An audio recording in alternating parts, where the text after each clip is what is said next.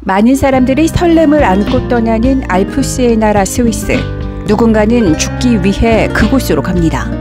조력사를 시행하기 위해.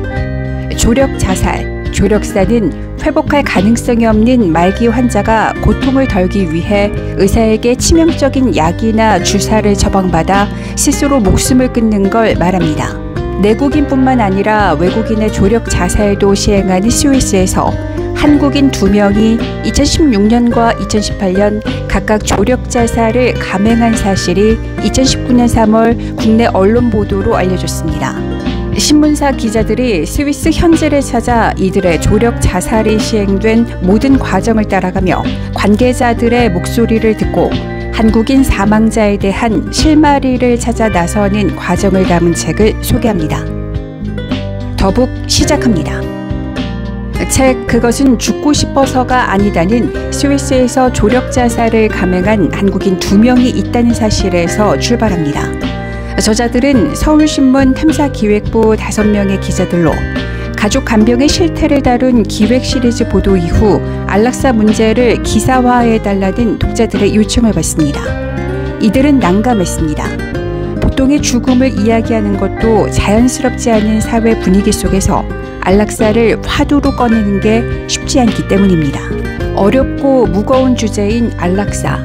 국내에서 허용하지 않는 이 죽음을 구체적이고 현실적으로 다룰 수 있을지도 미지수였습니다. 그럼에도 저자들은 안락사 문제를 독자들이 내준 숙제로 받아들이고 취재를 시작합니다. 처음에는 스위스에 있는 외국인 조력자살 지원단체인 디그니타스에 가입한 한국인 한 사람이라도 만나자는 생각으로 취재에 임했습니다. 그런데 취재 과정에서 한국인 2명이 조력사를 감행한 사실을 확인했습니다. 2명의 한국인은 스위스에서 2016년과 2018년에 각각 조력자살을 실행했고 이런 사실은 2019년 3월 서울신문 보도로 세상에 알려집니다. 이 과정에서 한국인 사망자 1명의 조력자살 여정에 동행한 사람을 알게 되고 어렵사리 인터뷰합니다. 친구의 조력사 동행기, 케빈의 편지가 나오게 된 배경입니다. 이 책은 저자들이 한국인 사망자에 대한 실마리를 찾아 나서는 모습을 생생히 담았습니다. 한국인 사망자가 밟았던 스위스 조력자살 모든 과정을 따라가며 관계자들의 이야기를 듣습니다. 사망한 한국인이 왜 스위스로 떠날 수밖에 없었는지, 그리고 어떤 방식으로 삶을 마감했는지 보여줍니다. 저자들은 스위스 츄리히에서 일주일 동안 조력사가 시행되는지 블루하우스부터 시신을 운반하는 민간 장례업체, 공립화장장까지 그들이 걸었던 길을 따라 걸었습니다. 또 스위스 검찰과 법학 교수, 법의학자, 의대 교수, 화장장 총책임자, 조력자살 지원단체 디그니타스 공동대표 등 전문가들을 만나면서 외국인 조력자살이 이뤄진 배경, 사회적 쟁점도 탐사했습니다. 저는 개인적으로 이 책이 케빈의 편지, 그리고 저자들이 스위스에서 한국인 사망자의 조력자살 과정을 따라가는 와중에 2건의 조력자살을 시행하는 과정을 지켜본 것을 담은 것만으로도 우리 사회에 던진 파장은 깊고 크다고 생각합니다. 우리 사회도 죽음에 대한 자기 결정권을 가져야 한다는 인식이 커지고 있기에 스스로 삶을 마감한다는 점에서 안락사의 범주로 볼 수 있는 조력사의 맨 얼굴을 보여준 건 의미가 크다고 봅니다. 이 책에 소개된 케빈의 편지는 스위스에서 조력자살한 한국인 박정호의 친구 케빈이 저자들에게 보내온 겁니다. 저자들의 핵심 취재원인 케빈은 친구 박정호와 함께 스위스 츄리히까지 동행하면서 박정호의 조력자살 과정을 가장 가까이서 지켜본 한국인입니다. 편지 내용은 구체적이고 상세합니다.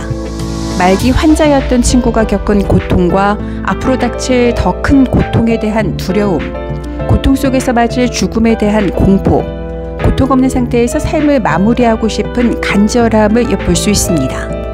죽음의 시간이 다가오는데도 끝까지 의연함을 잃지 않는 박정호의 모습에서 그가 얼마나 죽음을 치밀하게 준비해 왔는지, 그동안 삶에 얼마나 충실했는지 짐작할 수 있습니다.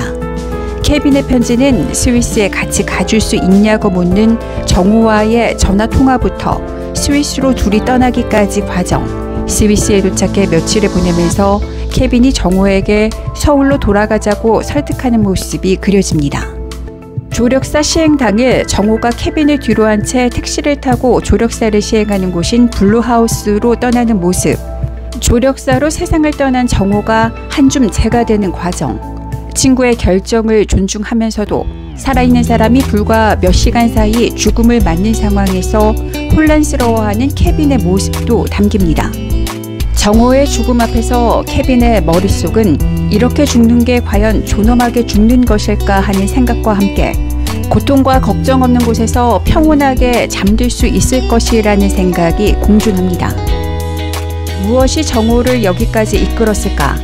더 커질 고통을 피하고 싶었겠고 가족의 고통과 경제적 어려움까지 고려해 스위스로 오는 걸 결정했을 것이라고 케빈은 생각합니다.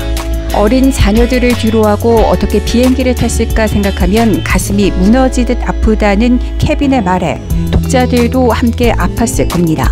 생사의 갈림길에서 수없이 갈등했을 정호의 모습이 그려지기 충분했으니까요. 케빈의 편지는 우리 사회가 안락사 문제를 들여다볼 때 마주해야 하는 것들을 고스란히 담았습니다. 죽음은 슬픈 일이지만 자신은 친구의 죽음을 축하하고 싶었다고 말한 부분, 어떠한 고통도 없이 편안한 죽음을 맞이할 것이라고 한 정호를 죽음으로 이끈 약을 처방한 의사의 말이 위로처럼 느껴졌다는 부분, 케빈은 정호 스스로가 존엄한 죽음을 택했다고 확신하지만 자신에게는 친구의 죽음이 존엄하지 않았다고 말한 부분, 여기서 우리는 우리 사회가 안락사를 논의할 때 깊은 고민에 빠질 수밖에 없음을 짐작할 수 있습니다. 안락사를 선택한 사람과 남겨진 가족의 입장이 같을 수 없다는 점, 가족 유대감이 강한 편인 우리나라에서 죽음에 있어 개인의 자기 결정권이 존중받는다는 건 아직 요원한 일이기 때문입니다. 또 정호가 케빈이 서울로 돌아갔을 때 처벌받을까 걱정해 편지에 정호가 안락사를 반대하는 입장이라는 걸 명시했다는 부분은 우리의 현실을 고스란히 보여줍니다. 저는 이 책의 일부 조력자살을 위해 스위스로 간 한국인을 마치 다큐를 보듯 읽어내려갔습니다. 저자들이 케빈과 연락하는 과정, 특히 스위스에서 조력사를 실행한 한국인의 흔적을 찾기 위한 과정은 아주 구체적으로 묘사됐습니다. 안락사 취재를 시작하고 얼마 지나지 않아 영문으로 된 메일을 받으며 취재 물꼬가 트입니다. 발신자는 케빈이었습니다. 저자들이 케빈의 신뢰를 얻기까지 얼마나 노력을 기울였는지 눈에 그려집니다. 케빈이 저자들에게 마음을 열듯 말듯 신중을 기하는 모습에서 안락사 문제가 얼마나 엄중한지 다시 한번 가늠할 수 있었습니다. 특히 저자들이 스위스 블루하우스 앞에서 10시간에 걸쳐 조력자살이 이루어지는 모든 과정을 지켜보는 것을 기록한 부분은 이 책의 정수로 느껴집니다. 2019년 1월 8일 블루하우스에서는 2사람이 조력자살을 실행했습니다. 저자들은 이날 2명의 프랑스인이 각자 가족들과 함께 이곳을 찾아 조력사를 시행하는 과정을 지켜봅니다. 몸이 불편한 노인이 휠체어를 타고 블루하우스에 들어갔다가 8시간 만에 나무관에 실려 나오는 모습을 밖에서 촬영한 저자들은 말합니다. 죽음이 이렇게 쉬워도 되는가? 책 그것은 죽고 싶어서가 아니다는 저자들이 현지에서 전문가들을 만나면서 외국인 조력자살이 이루어진 배경, 사회적 쟁점뿐만 아니라 스위스에서 조력사가 자리 잡게 되기까지 전반의 탐사 내용도 담았습니다. 훗날 우리의 정서와 맞는 한국형 안락사에 대한 논의가 시작된다면 이 책에서 다룬 스위스 조력사 부분이 도움이 될 것 같습니다. 스위스는 세계에서 유일하게 조력사를 시행하는 나라로 안락사의 형태가 아닌 조력 자살을 선택할 수밖에 없는 사회 문화적 정서가 있었으니까요. 저자들은 말합니다. 정답은 없다고. 스위스처럼 조력사를 전면 허용하자고 주장하는 것도 아니라고요. 본질은 모두가 인간답게 살다가 인간답게 죽는 것이라고, 어떤 것이 존엄한 죽음인지 우리 사회가 성역 없이 고민하고 토론해봤으면 한다고. 이 책이 그런 논쟁의 출발점이 되길 바란다고요. 우리 사회는 안락사와 관련해 논쟁조차 자유롭게 할 수 없는 분위기입니다.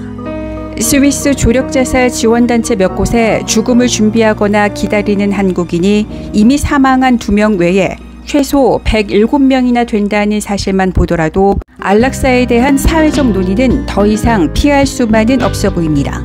찬반 논쟁을 떠나 삶의 마지막인 죽음이 어떤 모습이 돼야 할지 끊임없이 고민하고 성찰해야 한다는 건 개인의 숙제임은 분명한 사실입니다.